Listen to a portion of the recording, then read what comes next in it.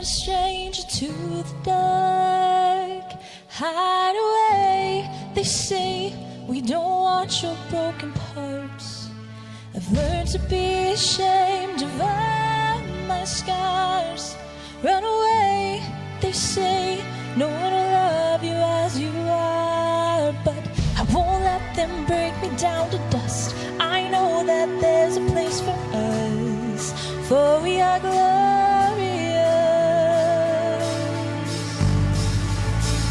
Oh, when the sharpest words wanna cut me down, I'm gonna send a flag, gonna drown them out. I am brave, I am bruised, I am who I'm meant to be. This is me, look out, 'cause here I come. And I'm marching on to the beat of drum. I'm not scared to be seen, I make no apologies. This is me, oh.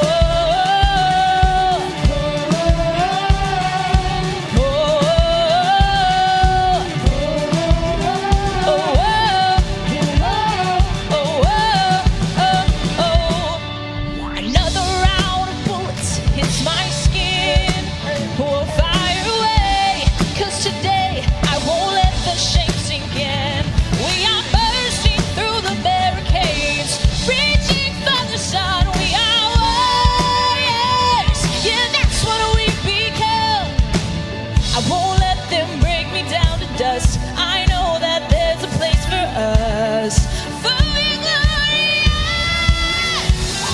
When the sharpest words wanna cut me down, I'm gonna send a flood, gonna drown them out. I am brave, I am bruised, I am who I'm meant to be. This is me, look out, 'cause here I come. And I'm marching up to the beat I drum. To be seen, I make no apologies. This is me, oh.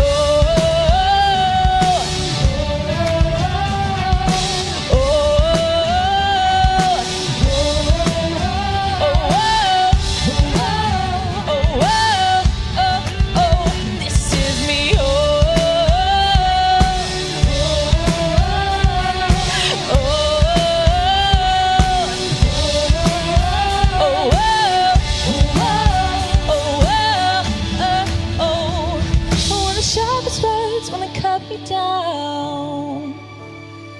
I'm gonna send a flag to drown them out. This is brave, this is bruised, this is who I'm meant to be. This is me. Look out, 'cause here I come. And I'm marching up to the beat I drum. I'm not scared to be seen, I make no apologies. This is me, oh.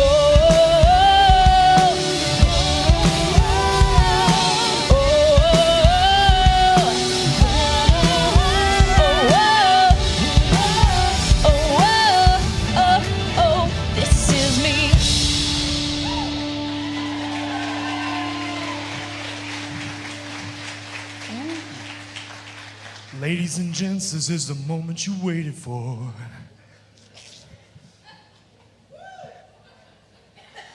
I forgot my music. I'm sorry. I'm not Hugh Jackman. Sorry to disappoint. Welcome to The Rock. My name is Jacob Moreland. I help out in Kids Rock, as you can tell by how goofy I am. We are so glad that you guys could join us today. If you're joining us online at C3 or J. Rubin, welcome to you. We're excited to have you. And this week we have a special treat for you. He's been killing it so far this weekend. Jake Keck, our Vegas campus pastor, is going to bring the message this week. So whoop whoop, that's awesome. And as you can tell, I'm not dressed like a normal human being. I'm dressed like the Greatest Showman, or Walmart brand of the Greatest Showman, whatever you want to call it. And we're in the third week of At the Movies, and it's been so much fun, and I hope you guys have enjoyed as much as we have. A few announcements before we dive back into service. September is a big month at The Rock. On September 9th, we are moving to a 3-service format here at the Conway campus. So we will have services at 9 a.m., 10:30 a.m., and 12 p.m. This is a perfect time for you to jump on a serving team, and exploit your gifts, because at The Rock, we strongly encourage you to serve on one of our teams. Helps you grow closer to God. It also helps you use your gifts to love other people. Also in September, we will be booting up our Rooted groups again, which Rooted is a small group atmosphere that goes through an 11-week program that's life-changing. So I strongly encourage you to do that as well. Next week, we'll be having Starting Point. We're offering one on Thursday night during the Thursday night service. And we're also having one during the 11 a.m. service here on the Conway campus. And Starting Point is a great way for you to learn more about our church and how you can get plugged in. Also, another way you can team up with us here at The Rock is through giving. And if it's your first time here at The Rock, we do not expect you to give. In fact, we have a gift for you at the Connect Corner, so if you'll stop by there after service, we would love to serve you and get to know you better. But if you do call The Rock home, we have a few ways that you can give. We have online giving, which is super easy and awesome. We also have text to give, which hopefully the numbers will show up to the screens on my right and left, 77977. If you text that number, you can set up your account. It's wonderful. Even I can do it. And we also have boxes in the back of all of our campuses that you can give that way if you choose to. Now, before I give it back over to the band, we're going to look at some baptism videos. And like I've told all the other services, these are meant to be celebrated. I don't like golf claps. I don't like reserved people. At church, we should be getting excited for people making public declarations that they are now following Jesus Christ. So I want you guys to watch these videos and celebrate people going public for Christ. Check these out.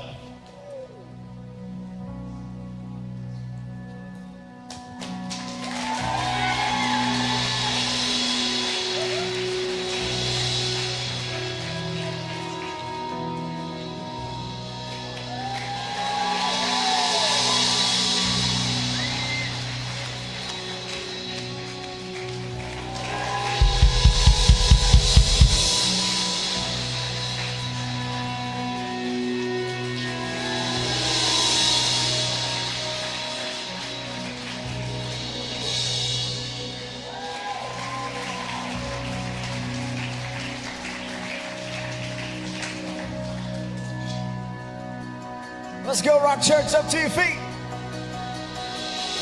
With inspiring creation, His pride and adoration, treasures woven by His love. His careful hands, they hold us safe within His promise of calling and of destiny. Where heaven spun creation, His pride and adoration, treasures woven by His love. His careful hands, they hold us safe within His promise of calling and of destiny. And I will sing of all You've done, and I'll remember how far You've carried me from beginning until the end. You are faithful, faithful to the end. A father's heart that's for me, a never-ending story of love that's always chasing me. His kindness overwhelming and love for me unending. He's never given up on me. And I will sing of all You've done, and I'll remember how far You've carried me from beginning until the end. You are faithful, faithful to the end. And I will sing of all You've done, and I'll remember how far You've carried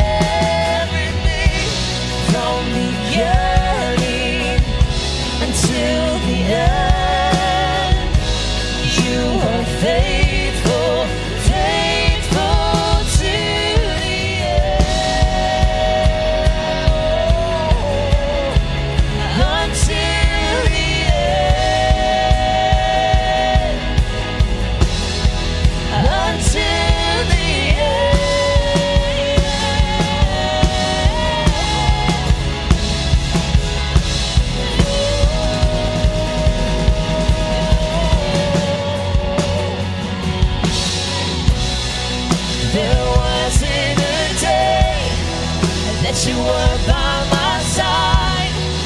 There wasn't a day that you let me fall. In all of my life, your love has been true. With all of my life, I will worship you. There wasn't a day that you were by my side. There wasn't a day that you let me fall. In all of my life, your love has been true. With all of my life, I will worship you. I will worship you. We will worship you, Jesus. We will worship you, Jesus.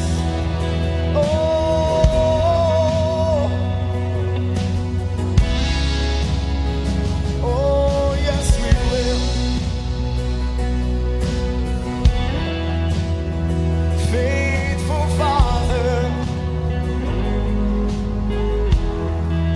Oh, yes, you are.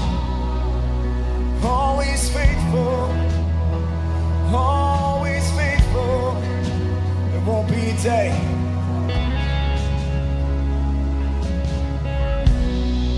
There won't be a day that you're not by my side.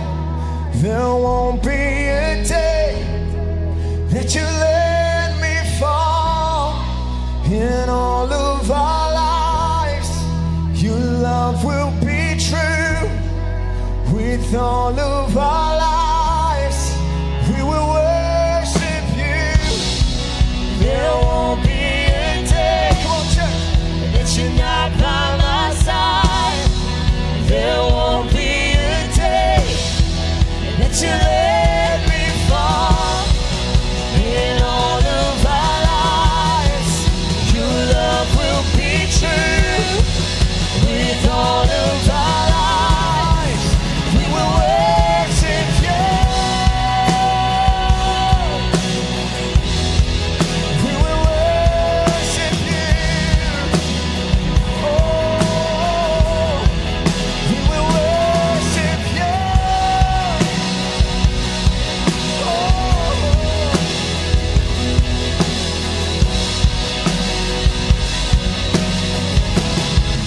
We will worship you.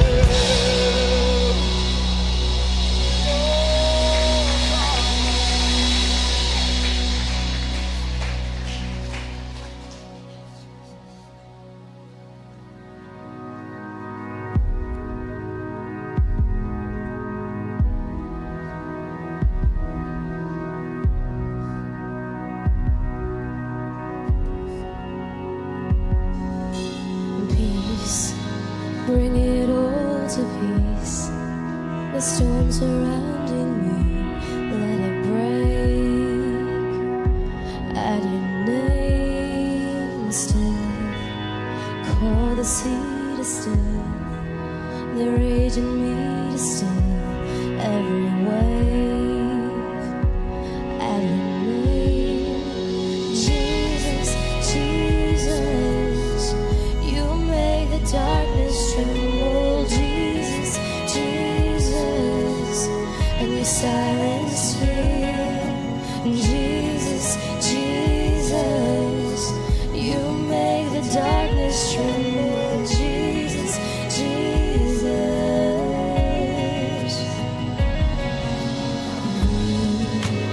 Call these bones to live, call these lungs to sing once again. I will praise Jesus, Jesus. You make the darkness tremble. Jesus, Jesus, and you silence fear. Jesus, Jesus, you make the darkness tremble. Jesus, Jesus.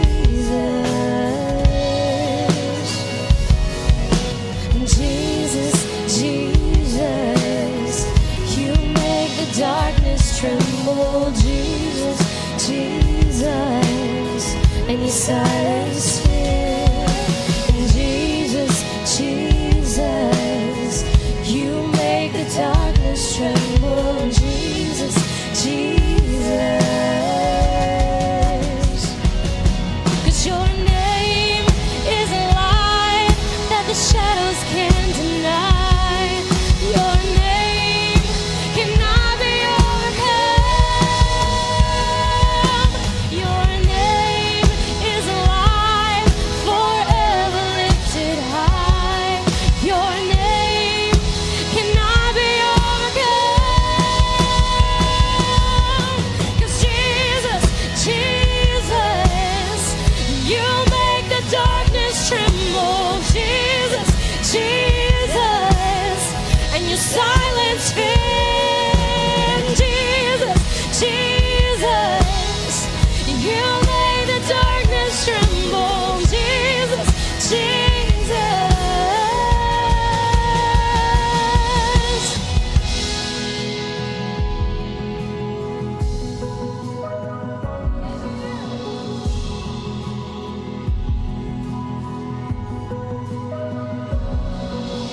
Jesus, Jesus, Jesus, Jesus, 'cause your name is a light that the shadows can't deny, and your name cannot be overcome. Your name is alive, forever lifted high. Your name cannot be overcome. Your name is a light that the shadows can't deny. Your name cannot be overcome. Your name is alive, forever lifted high. Your name cannot be overcome. 'Cause Jesus, Jesus, you make the darkness tremble. Jesus, Jesus, and you silence fear. Jesus, Jesus, you make the darkness tremble. Jesus, Jesus.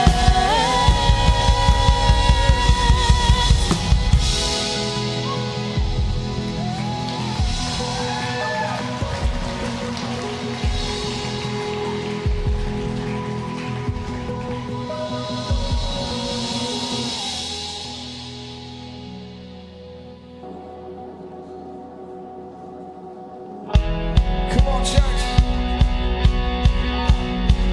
He's higher than the mountains we face, stronger than the power of the grave, constant through the trial and the change. Jesus. Woo.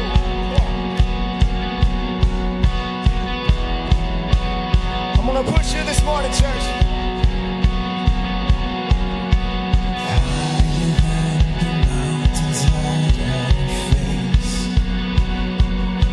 Stronger than the power of the grave. He's constant through the trial and the change. One thing remains. This one thing remains. Your love never fades, it never gives up. It never runs out on me. Your love never fades, it never gives up. It never runs out on me. Your love never fades, it never gives up. It never runs out on me. Your love. Come on. On and on. Because on and on and on and on it goes. For it overwhelms and satisfies my soul. And I never ever have to be afraid.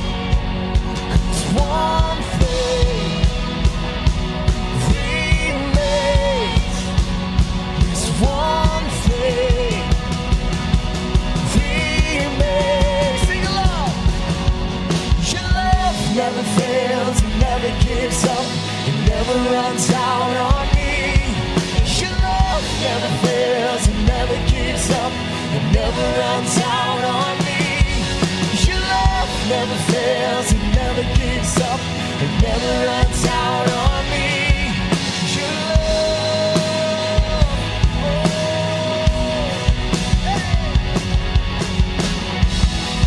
in death, in life, I'm confident and covered by the power of His love.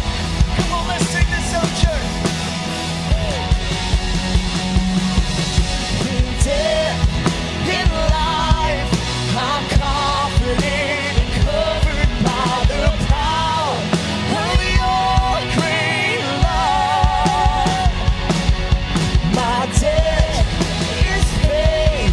There's nothing that can separate my heart from Your great love. Your love never fails, it never gives up, it never runs out. Come on. Your love never fails, it never gives up, it never runs out on me. Your love never fails, it never gives up, it never runs out on me. Your love, oh Father, on and on, on and on. Your love goes on and on. Hey. Your love goes on and on. His love goes on and on and on.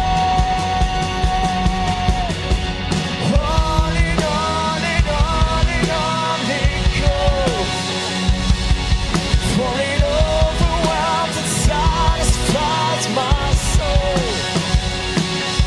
And I never ever have to be afraid. 'Cause one thing remains.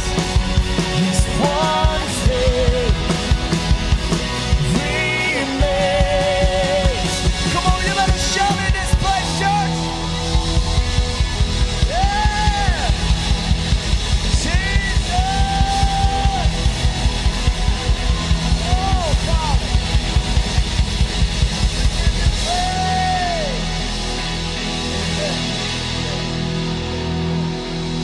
Woo. Amen. I know you don't want to, but you guys can take your seat.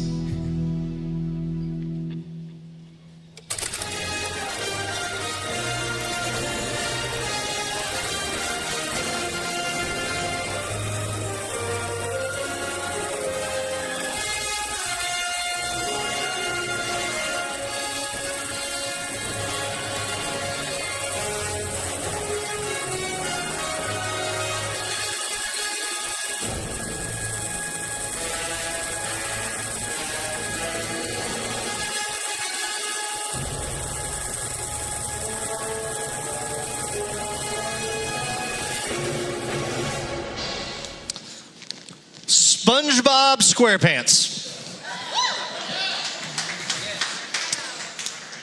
That's what kind of birthday cake he wanted. He wanted a SpongeBob SquarePants. Now, for me growing up, it was Mickey Mouse. And I remember because my mom had slaved away all day to make the perfect recreation of that iconic rodent. And on the way in the car to where we were having the birthday party, McDonald's, which is where all the cool people had their birthday parties, I took my finger and I smashed Mickey Mouse's nose. And it made my mom so mad. But I just wanted to see if Mickey Mouse had any boogers. Turns out he does, and they taste like chocolate. But for Peer Pet Sumyoung Jai, he wanted a SpongeBob SquarePants birthday cake. He was turning 17, and that's what he asked his mom to make him, SpongeBob SquarePants. And so he wanted to celebrate his birthday like, you know, most young people want to do. He just wanted to hang out with his friends and eat cake with his family. And so on Saturday, June 23rd of this year, Piripet set out to do just that. He had soccer practice with his soccer team, a local soccer team known as the Wild Boars, and then he was going to hang out with his friends for a little bit, and then he was going to come home and have cake with his family. And so that's what he set out to do. And so after soccer practice, he and 11 of his teammates and one of the assistant coaches got on their bikes and raced through the rice paddies into the forested hills that had lately been blanketed in rain. And their destination was the Tom Long Cave Complex, a cave complex around the mountains that surrounded their home of Mae Sai, Thailand. And so the boys reached the mouth of the cave, they stashed their bikes, they put their bags down, took off their soccer cleats, and made their way inside. Now, this cave was a popular destination for the boys. They loved to explore all the nooks and crannies of this cave. They often used this cave for different initiation rites. Like when someone new joined the soccer team, they would venture into the cave, sometimes as deep as 5 miles, to have that new soccer teammate write their name on the wall. And so they were ready to celebrate Piripet's birthday. They didn't take much with them, just a couple of torches. I mean, they really weren't planning on being in there very long, maybe just an hour or so. But they would not emerge for nearly 2 weeks later. Back at Piripet's home, his parents began to get very, very worried. His birthday cake sat untouched. You see, as soon as they started in the cave began to fill up with water. Like I said, the mountains surrounding their home had been covered in rain, and all that rain had to go somewhere. And that somewhere was the Tom Long Cave. Soon the boys realized that the cave was filling up, and they tried to make their way back out the way they came, but they were almost a mile deep into the cave, and it was of no use. They were stuck. They had been caught in a flash flood. My name is Jake, and I am from Las Vegas. And in my home of Las Vegas, when it rains really heavily, like it did here on Friday, oh my gosh, was that a lot of rain. When it rains like that in Vegas, the ground is made of caliche. It's a hardened clay, and the ground won't soak up the rain, and there's nowhere for that rain to go, and so it just starts to flood. And when that happens, when we enter into monsoon season, like we just did, you hear warnings all the time about flash floods. You see billboards and ads on the TV. They'll even take out ads on Twitter, and the National Weather Service will issue emergency broadcast signal on your phone to warn you about the dangers of crossing a road that's been covered with a flash flood. It is very difficult to tell how strong and how swift that current can be. They say water as shallow as 2 feet can be powerful enough to sweep away a car or an SUV. And yet, every time it rains, there is always some idiot in a pickup truck getting swept away by the water. Now listen, I'm not saying that people who drive pickup trucks are idiots, all right? I do not want all of Horry County against me. So I want to be clear about that, okay? I'm an idiot, and I don't drive a pickup truck. I'm just saying it always happens to be an idiot in a pickup truck who thinks that his or her Hemi can outdo physics.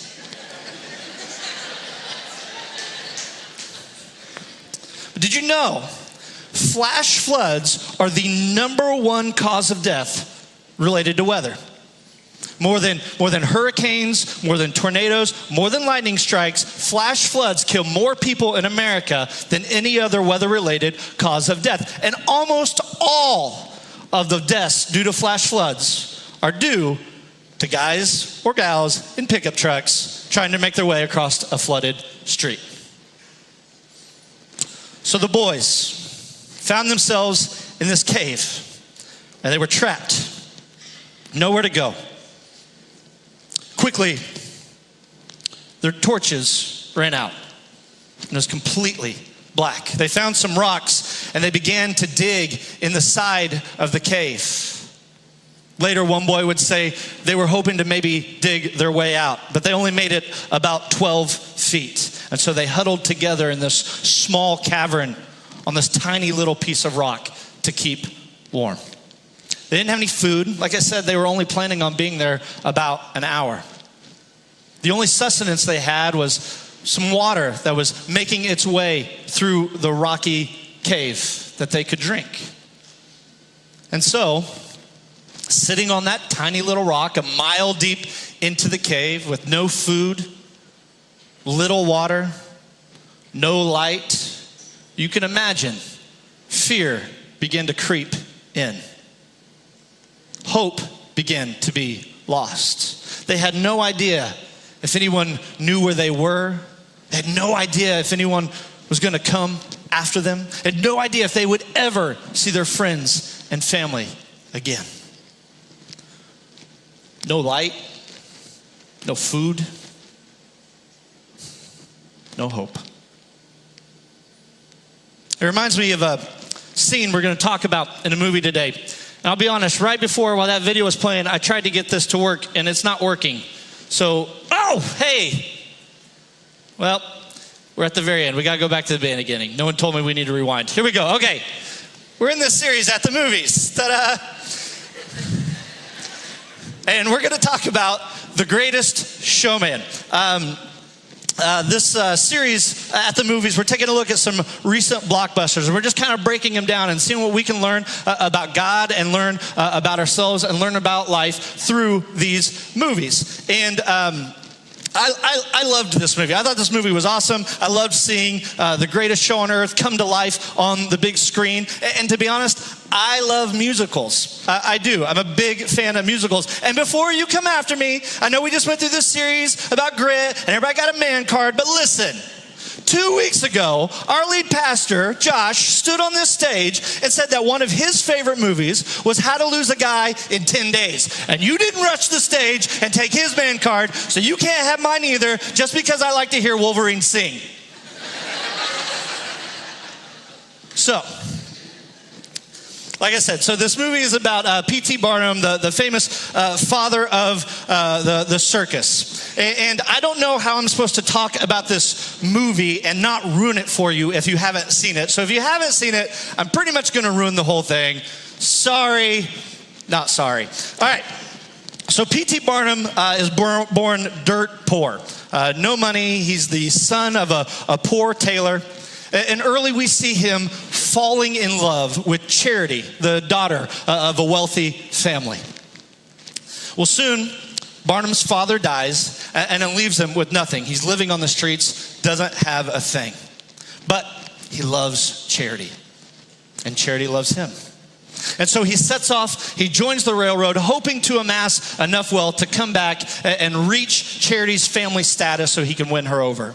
And when he thinks he might have enough scratch, he returns. Of course, the father doesn't approve, but it doesn't matter.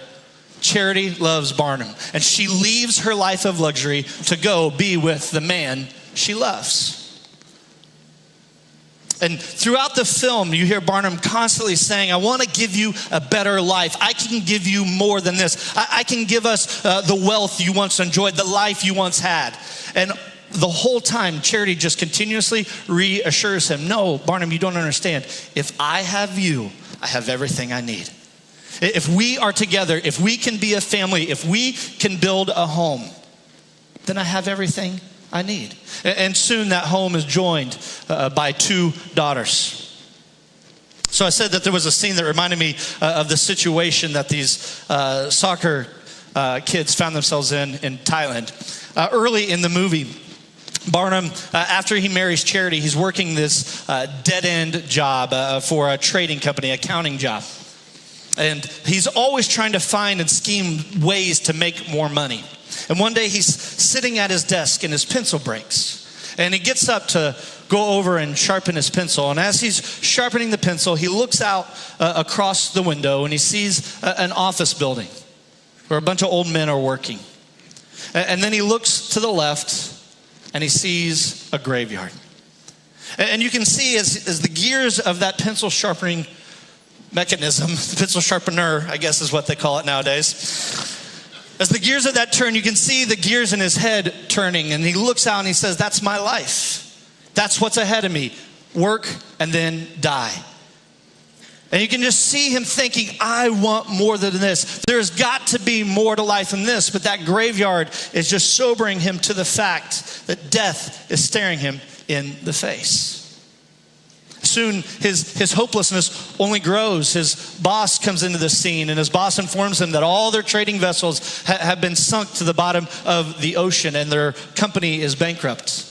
And he doesn't have a job anymore. So we see Barnum with no hope, no prospects, no money, nothing. Well, as he's packing up his desk, he comes across the deed to those sunken vessels. Were worthless, but the bank doesn't know that. So he takes it to the bank and he convinces them to give him a loan so that he can open up his wax museum of oddities. And with great fanfare and lots of billboards and signs, he opens up Barnum's Museum of Oddities, and no one comes. More hopelessness. One night he's tucking his little daughters into bed, and they said, Daddy, you know what your museum needs? It needs something alive. It needs something real. Barnum likes that idea, so he goes in search of real live oddities. The tattooed man, the heaviest man alive, a giant, and of course, the bearded lady. Which sings that song, This Is Me, which, by the way, didn't Casey do an awesome job with earlier? Did you guys hear that? Yeah. Thankfully, no beard, but... And it's a hit. He gets these real live oddities. It's a hit. People come from all over to see Barnum's real live oddities. So much so, the Queen of England wants to meet them and invites them all over. And so Barnum and his friends go over to meet the Queen of England. And while they were there, Barnum meets a Swedish singer. And he gets this idea to have this giant tour that he just knows is going to be a financial windfall. And so he brings the singer over to America, and he's right.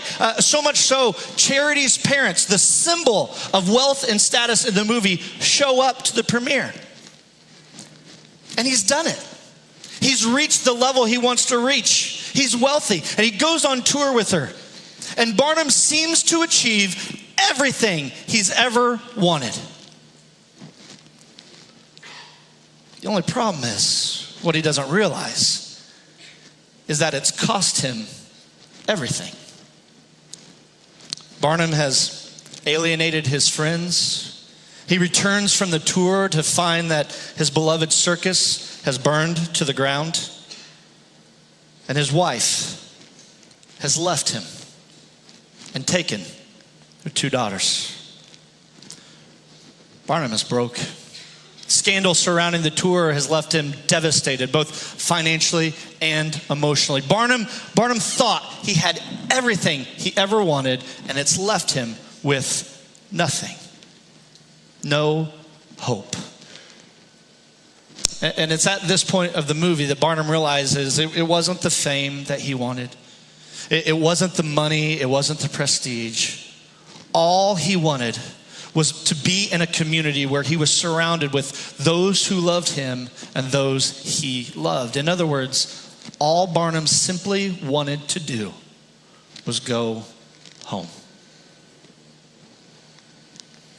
It reminds me of so many stories of people I meet in Las Vegas. You know, most people in Las Vegas aren't from Las Vegas. They're not a lot of born natives. They were born, well, I suppose somewhere else, anywhere else but Vegas. But when they come to Vegas, again and again and again, I hear the same story.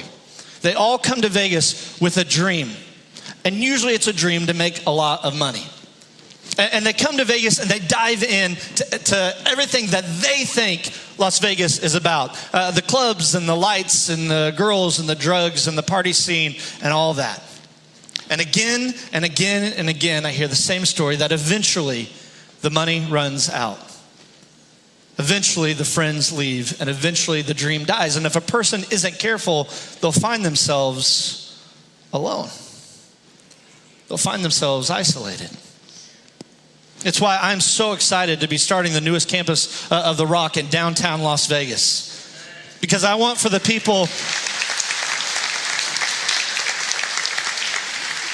I want for the people of my city to have what you all have. From talking to many of you, hearing your stories, and saying things like, you know, when I just started coming to The Rock, I just knew I was home. And listen, if you're here for the very first time, that's our hope for you. That's what we want for you. And that's exactly what Barnum wanted. He wanted to go home again, but he couldn't. He was cut off. And it was like he realized he couldn't pursue the money and the fame and the wealth and the status and be home. And that reconciliation just wasn't possible. Reminds me of a story in the Bible. If you have your Bibles, you can turn to Matthew chapter 8. Matthew is one of the 4 kind of biographies about Jesus found at the beginning of the New Testament. If you didn't bring a Bible with you, don't worry about it. All the verses that I do, if I can figure this thing out in the next 2 minutes, then they'll all be up there. But if you don't own an easy-to-read translation of the Bible, let me encourage you, you can download our app. Go to your smartphone store and search Rock C3. You can do it right now. It's totally fine. And our app will probably be the first one that pops up. And on our app, you can connect with us as a church. You can sign up for classes. You can support us financially and everything that's going on here at the church. And as a part of that, there's an easy-to-read translation of the Bible in there. And listen, if you brought your Bible today, but you don't have the app, you can go ahead and download the app now as well. You'll get a lot of use out of it. So here we go. Matthew chapter 8. It says this. It says, when Jesus came down from the mountainside, large crowds followed him. A man with leprosy came and knelt before him and said, Lord, if you are willing, you can make me clean. So Jesus reached out his hand and touched the man. I am willing, he said, be clean. And immediately he was cleansed of his leprosy. So Jesus had just finished this long revolutionary teaching up on the mountainside where he was saying things like, if you want to be great in the kingdom of God, you have to become the least. And if you want to follow me, you need to learn to love everybody, even those that you think are most against you. And as he's coming down the mountainside, he is greeted by this leper. And leprosy is a term that the Bible seems to use for kind of a wide range of skin diseases. But scholars must agree that this guy had something that today we probably call Hansen's disease. And I want to read one website's description about Hansen's disease. It was a terrible disease, and during the time of Jesus, there was no known cure. And this is what it says. It says it was an uncontrollable, slowly growing disease that would cause swollen lumps on the skin and ulcerous scabs all over the body. There was a numbness sensation that caused the afflicted to scratch himself and damage his body unknowingly. Leprosy isn't terminal in and of itself, but because of the numbing nature of the disease, a leper would often hurt himself unknowingly and cause an infection which would ultimately lead to their death. A leprous person would look scaly and very deformed. Their hair and body was noticeably white, and therefore they were easy to identify. Their bodies would rot, body parts would deform, and fingers and toes and sometimes feet would fall off. A leper would drag himself along, and his voice would often sound like a dog growling or howling in pain. Anybody ready for lunch after that? So Jesus was a Jew. In the Jewish culture, there were a lot of laws, and these laws had been handed down from generation to generation to generation. They called it the law of Moses or the Torah. Now, today, we call these laws the first 5 books of the Bible. And these laws detailed how the Jewish community was to deal with people who had a skin disease like this. Let's check out what it says in the book of Leviticus chapter 13. It says, when anyone has a swelling or a rash or a shiny spot on their skin that may be a defiling skin disease, they must be brought to Aaron, the priest, or to one of his sons who is a priest.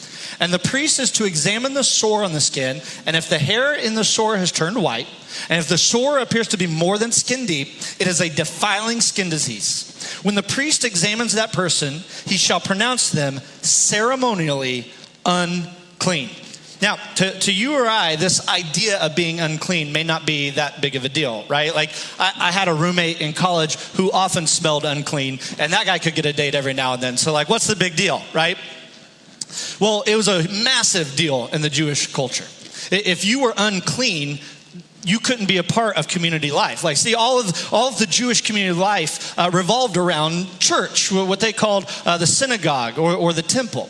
It's where you did birthdays. It's where you celebrated feasts. It's weddings. Anything big that was a part of community life happened there. And if you were unclean, you couldn't be a part of that. Now, often you might be unclean for something small. You could go and be made ceremonial clean, and then you were fine. You were back in the community. But like I said earlier, leprosy, there was no known cure. So if you were diagnosed with leprosy, well, that was like a death sentence. Probably even worse than a death sentence. Listen to how the community had to deal with you. It said, if anyone with such a defiling disease, they must wear torn clothes, let their hair be unkempt, cover the lower part of their face, and cry out, unclean, unclean.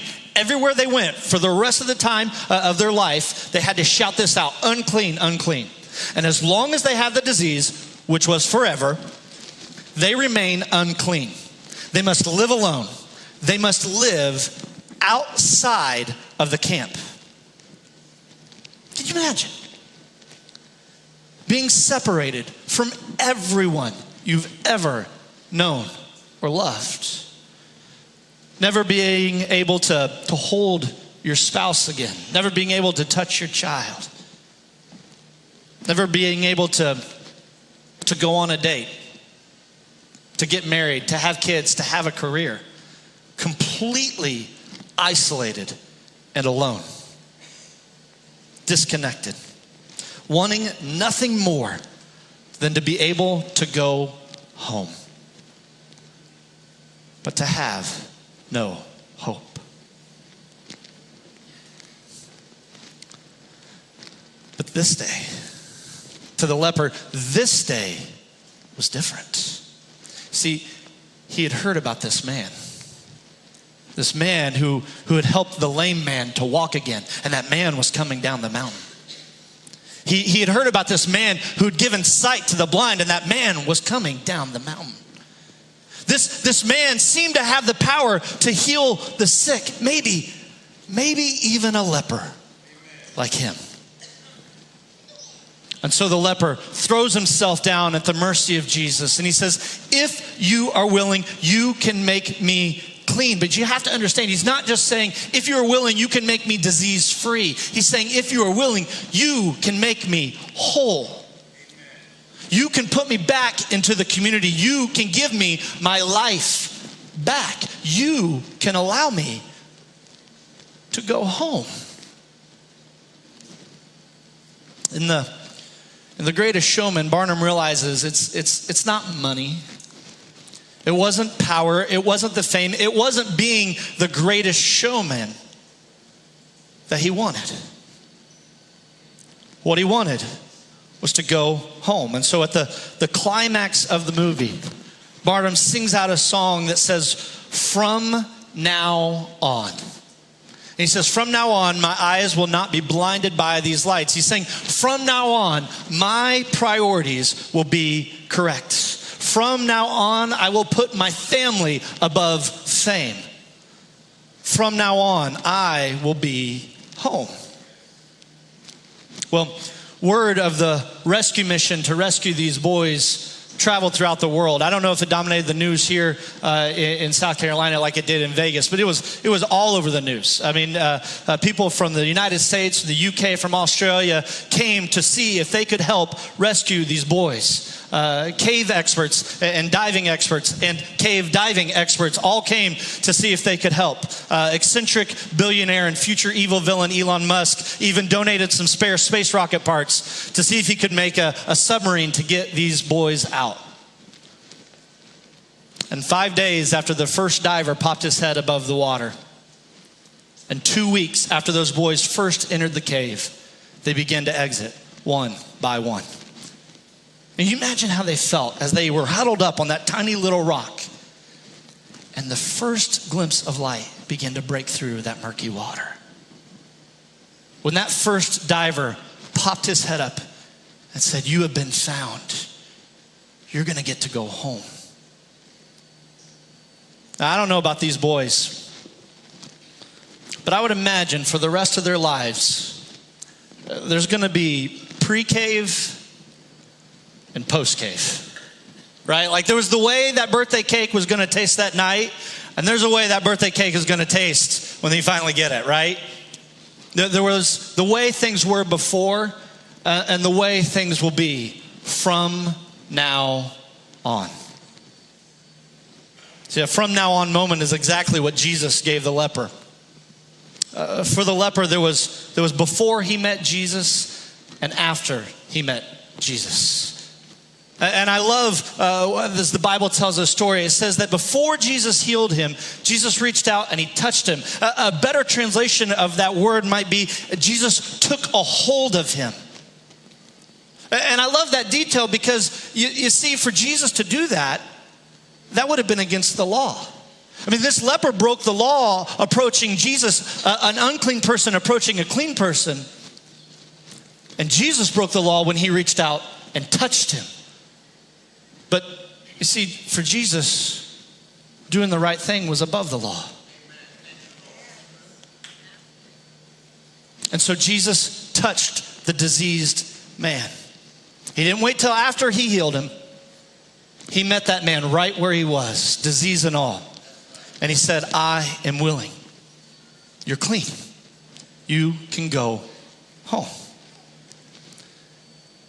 I believe Jesus is offering you a from now on moment.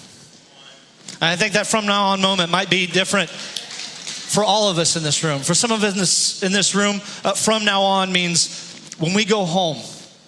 From now on, we're gonna put those electronics down and we're actually gonna engage with our family. From now on, we're gonna be open and honest with our spouse about what's been going on. From now on, we're gonna get help with that addiction.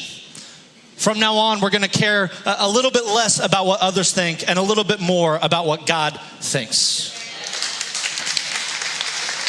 From now on, we're gonna fight for the rights of those most marginalized by society. From now on, we're going to be a little more God-honoring with the images we send and receive on our cell phones. From now on, we're going to put our studies in their proper place, a little bit above our social life. The Bible tells us in 2 Corinthians chapter 5, it says, "For Christ's love compels us, because we are convinced that one died for all, and therefore all died. And he died for all, that those who live should no longer live for themselves, but for him who died for them, for him who died for them and was raised again. So from now on, we regard no one from a worldly point of view. Though we once regarded Christ in this way, we do so no longer. Therefore, if anyone is in Christ, the new creation has come, the old is gone, and the new is here." You see, Jesus, just like Jesus restored the leper, Jesus wants to restore you. He wants to give you a from now on moment. He wants to show you who he created you to be and love you into that relationship with him. And I love this verse, from now on, the new creation has come. And listen, that's not just a promise for good people. That's not just a promise for people who are disease-free. The Bible says that is a promise for anyone.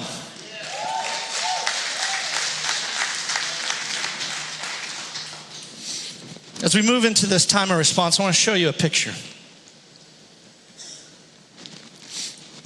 This is Showman. Showman was a Thai Navy SEAL. It was a part of the rescue efforts. And as he was helping to get those boys out of that cave, his air ran out. And he died. Can you imagine how those individuals must have felt when they were told that this man died so that they could be free?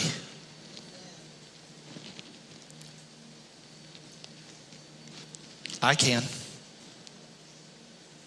I remember that moment. I remember sitting on my couch, crying out for a Savior that I wasn't sure that was there. And if he was, I was certain I didn't deserve what he had to offer. I remember when I understood that through Jesus' death, burial, and resurrection, that he could give me the gift of grace, and that through that gift of grace, I could have new life. That when Jesus took a hold of me, he removed the sin and the shame and the defeat, and he said, from now on, you're gonna be mine.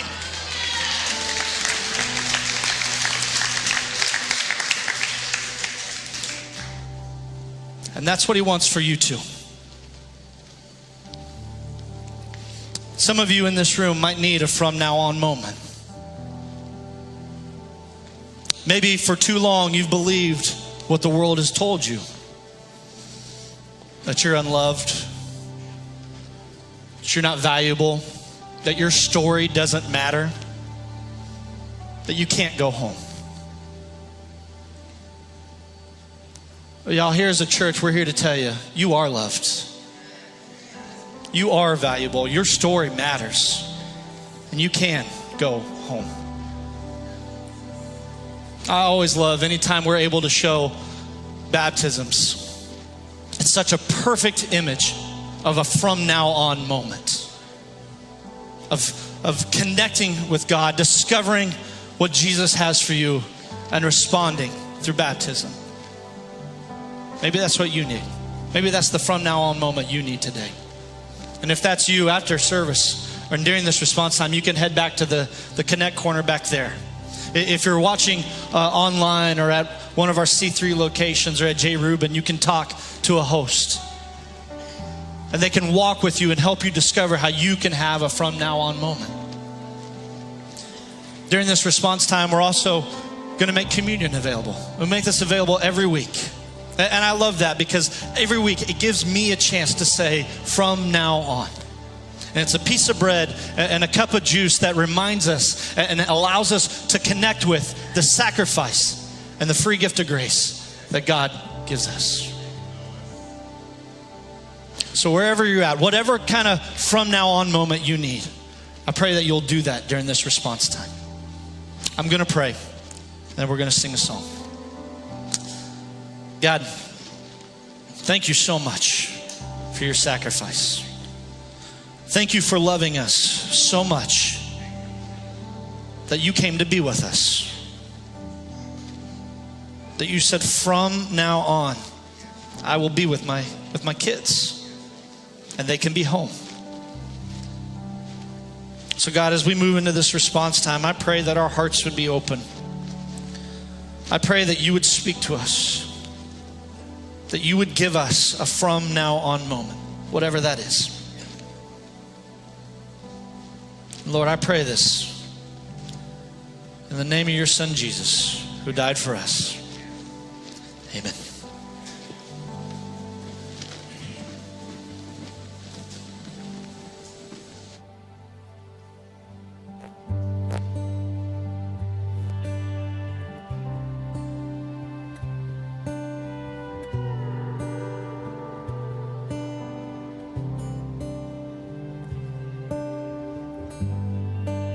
Worthy of every song we could ever sing, worthy of all the praise we could ever bring, worthy of every breath we could ever breathe. We live for you.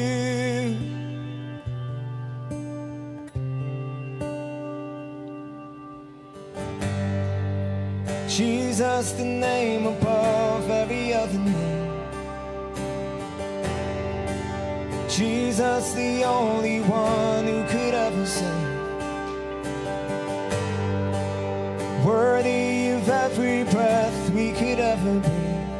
We live for you. Oh, we live for you. And holy, there is no one like you. There is none beside you.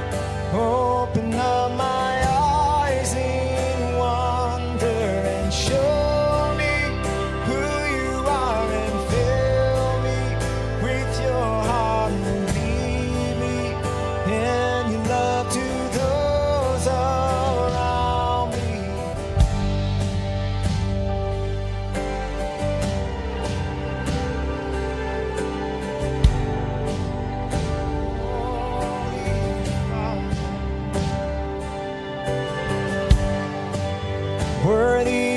every song we could ever sing.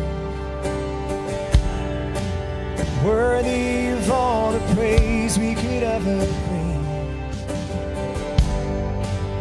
Worthy of every breath we could ever breathe. We live for you. Oh, we live for you. Jesus. Jesus, the name above every other name. Jesus, the only one who could ever save. Worthy of every breath we could ever breathe. We live for you. Oh, we live for you. And holy, there is no one like you. There is none beside you. Open up my eyes in wonder and show me who you are and fill me with your heart and lead me and your love to those around me.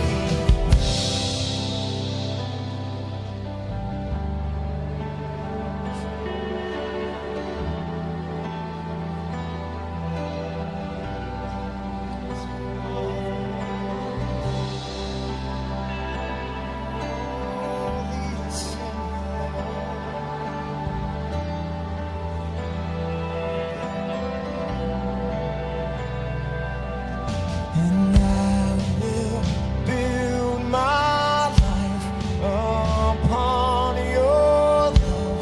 It is a firm foundation, and I will put my trust in you alone, and I will not be shaken. I will build my life upon your love. It is a firm foundation, and I will put my trust in you alone, and I will not be. I will build. And I will build my life upon your love. It is a firm foundation, and I will put my trust in you alone, and I will not be holy. Holy, there is no one like you. There is none beside you. Open up my eyes and show me who you are and fill me with your heart and lead me and your love to those around me.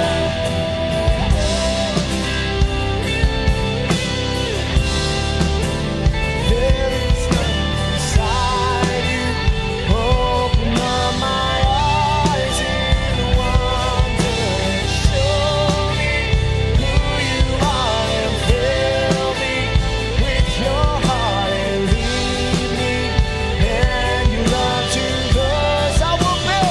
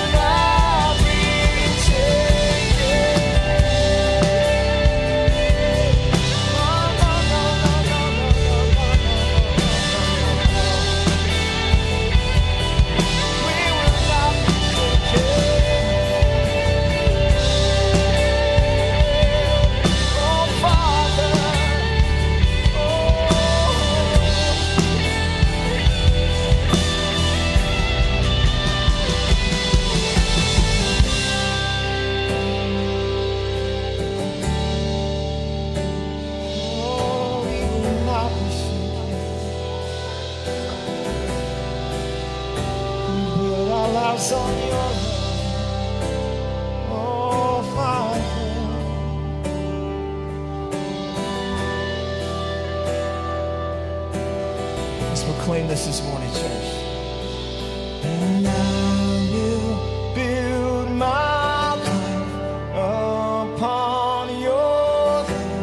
It is a firm foundation, and I will put my trust in you alone, and I will not be sing again. And I will build my life upon your love. Tell me. Firm foundation. Put your trust in it. In you alone, Lord.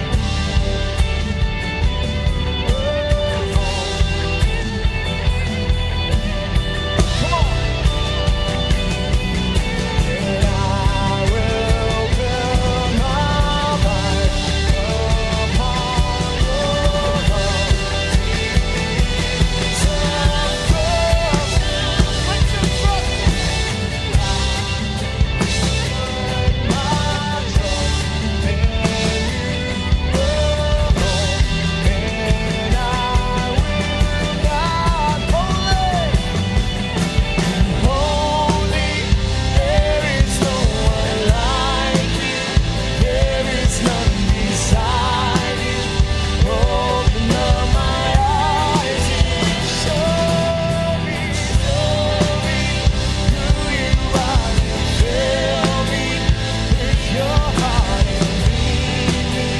Then not to those holy, there is no one like you. There is none beside you. Open up my eyes in one. Show me who you are and fill me with your heart and lead me. And you love to those around me.